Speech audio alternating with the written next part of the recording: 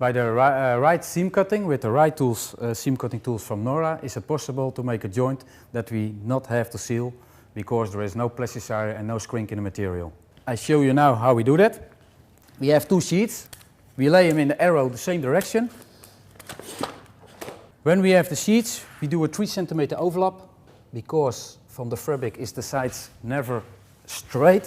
When we have a 3 cm overlap, 1 cm of the top we cut with the right tool. To this hand, from your knee.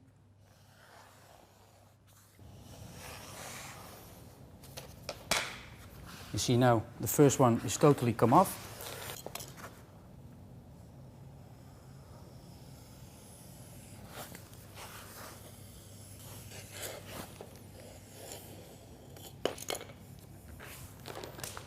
And now you see perfect close joint that we not have to weld it.